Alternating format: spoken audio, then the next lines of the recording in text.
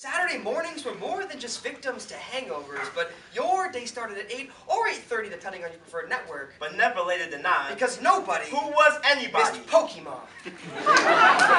Life as an only child, with only Captain Crunch and cartoons to keep me company. Before I could even pick up a pen, the first lesson I jotted down was that the Earth is always in need of a hero.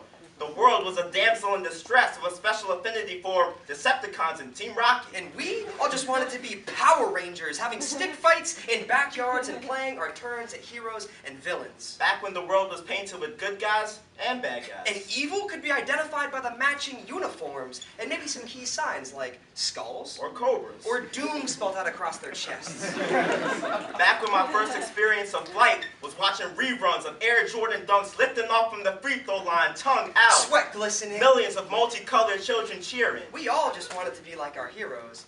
And I secretly dreamed of slinging webs from my wrists and scaling buildings after class, maybe sneak a few superpowers into those backyard football games. We all played games like... Which superpower would you have? But you could only choose one. We all clung to hopes of drinking from championships, like Mike, like Tiger, like Lance Armstrong. I couldn't have asked for better heroes. Or maybe it was something about being 10 that does add an extra layer of shine to everything. We all seem to forget that Sleeping Beauty was raped, that Simba married his sister, that no woodsman ever came to the rescue. We forget that the greatest basketball player alive cared more about profit than peace. That MJ didn't give a damn about the hundreds of children enslaved for the sake of the newest Jordans. And seriously, Ash Ketchum was a glorified dog fighter.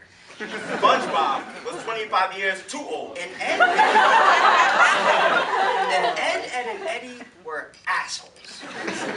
We all seem to forget that Lance was more cheat strong than live strong, and that Tiger was more cheetah sprinting between pillows of mistresses. We were content to wait on golf greens. Each scandalous headline made it harder to revere heroes who were so painfully human. But maybe there's something to be learned from humanity.